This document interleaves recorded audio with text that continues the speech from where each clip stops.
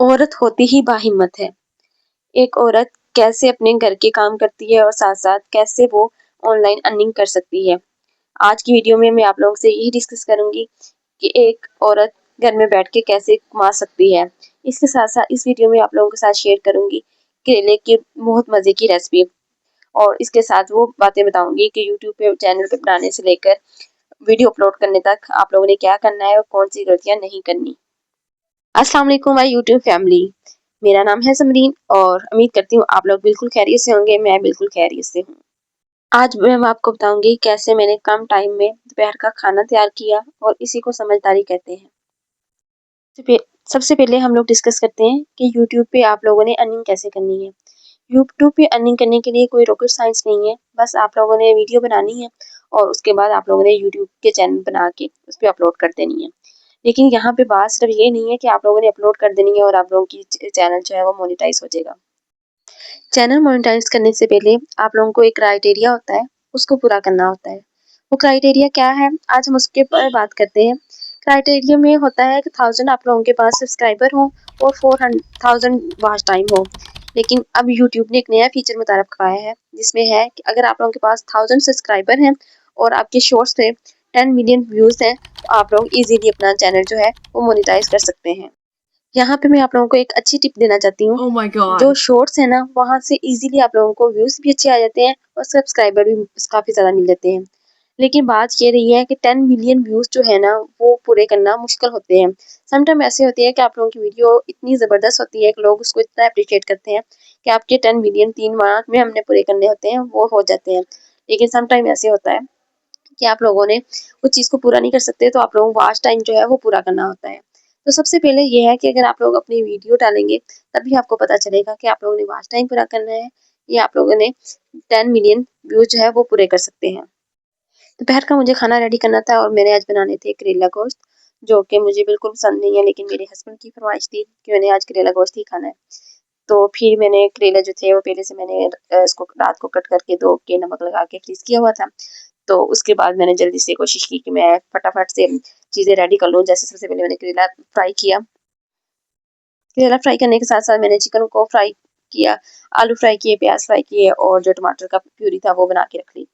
उसके अलावा इसमें जो बेसिक मसाले हैं ना, इसमें जैसे नमक, मिर्च, हल्दी, ये बेसिक मसाले हैं। बाकी जो आपके पास होंगे जैसे गरम मसाला हो गया, धनिया हो गया, वो आप लोग ऐड कर सकते हैं। और सब चीज़ें आपने फ्राई करनी है और उसके बाद आप लोगों ने जब इसमें से करेले जो है ना वो आप लोगों ने सेपरेट कर लेने हैं। बाकी जो तीनों चीज़ें हैं ना, जैसे चिकन हो गया, प्याज हो गया और आलू हो गया, इनको अच्छी तरह बनाई करके इसमें जो हमने प्यूरी बनाई है लहसुन की, अदरक और टमाटर की, उसको ऐड करके मसाला जात ऐड करके इसको अच्छे से भून लेना है। और उसके बाद जो है ना इसमें जो पानी होगा लहसुन के, ये जो हमने टमाटर प्यूरी का, वो जब खुश्क हो जाएगा तो हमने करेले डाले हैं और थोड़ा सा दही डाला है और लेमन डाला है। इसके अलावा कुछ नहीं, और बस फिर 10 से 15 मिनट हमने दम देनी है और हमारा जो करेला गोश्त होगा वो यमी बनेगा। अगर आप लोग एक दफ़ा इस तरह ट्राई करके देखेंगे तो आप लोगों को बहुत अच्छा लगेगा। और ये बनते ही बहुत टेस्टी हैं। इसमें जो कड़वाहट होती है करेलों की वो भी खत्म हो जाती है। केलों की कड़वाहट खत्म करने के लिए सबसे पहले तो मैंने अच्छे से छील के उसको धो के नमक लगाया था।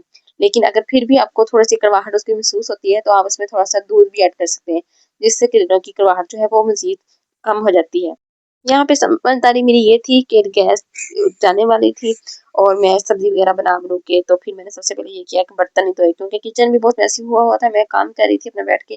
तो मैंने जब भी गैस आई तो मैंने जल्दी से सिर्फ जो मुझे बर्तन चाहिए था पतीली वो धोई, और उसके अलावा मैंने क्या किया, मैंने फिर जल्दी से खाना साथ साथ रेडी किया, साथ साथ कटिंग करती गई और फिर जल्दी से रोटियां बना के तो उसके बाद मैंने किचन रेडी किया। अगर मैं यहाँ पे ये करती कि पहले एक बर्तन धोती हूँ, किचन नीट करती, तो मुझे लगता है कि मेरी गैस जो थी चूल्हे वो बंद हो जाना था, फिर मेरी कुकिंग रह जानी थी। तो इसी को कहते हैं समझदारी। घर के काम तो वो करते रहती हैं। सबसे बड़ी बात ये है कि आप लोग जो काम कर रही होती हैं उन्हीं कामों से आप लोगों ने अर्निंग कैसे करनी है। तो आज की वीडियो में आप लोगों ने अगर देखें तो मैंने वो छोटे छोटे क्लिप्स रिकॉर्ड किए हैं जो मैंने डेली रूटीन में काम किए हैं, जैसे कुकिंग कर ली, बर्तन धो लिया, आटा गूंद लिया, कपड़े प्रेस कर लिए, और उसके अलावा मैं जो काम कर रही थी अपना लैपटॉप पे उसके छोटे छोटे क्लिप्स हैं। इन्हीं क्लिप्स को मैंने कंबाइन किया और एक वीडियो एडिट कर दी, साथ में वॉइस ओवर कर दूंगी और इस वीडियो को एक अच्छे टाइटल के साथ और थंबनेल के साथ में अपलोड कर दूंगी। जब ये अपलोड होगी तो इस पे जब वॉच टाइम पूरा होगा, व्यू भी पूरे होगा, मेरा चैनल मोनेटाइज होगा, तो इंशाल्लाह अर्निंग भी होगी। और इस सब में आप लोगों ने मेरा साथ देना है। आप लोगों को अगर मेरी वीडियो अच्छी लगी है تو آپ لوگوں نے میرے چینل کو سبسکرائب کرنا ہے، ویڈیو کو لائک کرنا ہے، ایک اور اچھا کمنٹ کرنا ہے۔ آپ کو پتہ ہے سب چیز مائنڈ سیٹ کی بات ہوتی ہے۔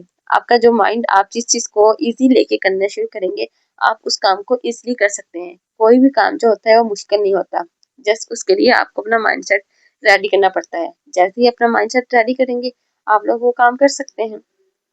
مجھے لگتا ہے 2026 میں اگر کوئی سوشل میڈیا سے دور رہا اور وہ اس نے اپنا سورس آف انکم اس کو ایز اے جنریٹ کرنے کے لیے استعمال نہیں کیا، تو وہ بہت پیچھے رہ جائے گا۔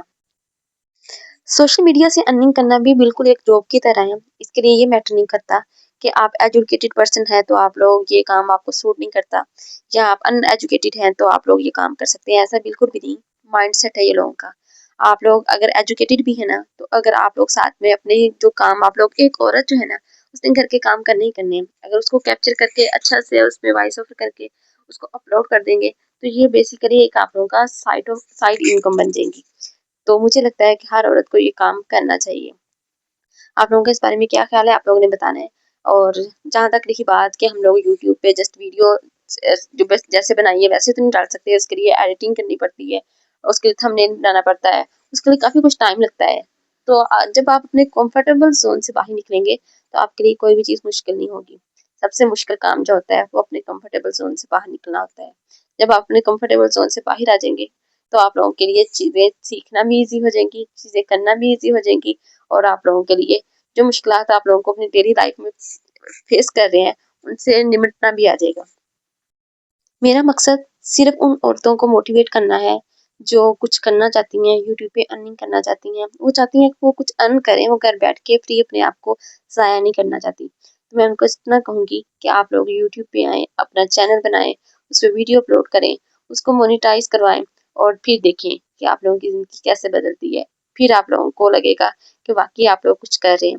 یہ وہ کام ہے جو آپ لوگ ڈیلی بیسس پہ کرتے ہو، فرق صرف اتنا ہے کہ آپ لوگوں نے اس چیز کو کیپچر کر کے اس چیز کو اچھے سے ایڈٹ کرنا ہے اور اس کو یوٹیوب پہ لانا ہے۔ اگر آپ لوگوں نے انت تک میری ویڈیو دیکھی ہے تو آپ لوگوں کو میری ویڈیو پسند آئی ہوگی، اس کو لائک کریں، کمنٹ کریں، اور آنے والی ویڈیو میں آپ لوگوں کو میں سکھاؤں گی کہ ایڈیٹنگ کیسے کرتے ہیں، یوٹیوب پہ ویڈیو کیسے اپلوڈ کرنی ہے، چینل کیسے بنانا ہے۔ تب تک کے لیے اللہ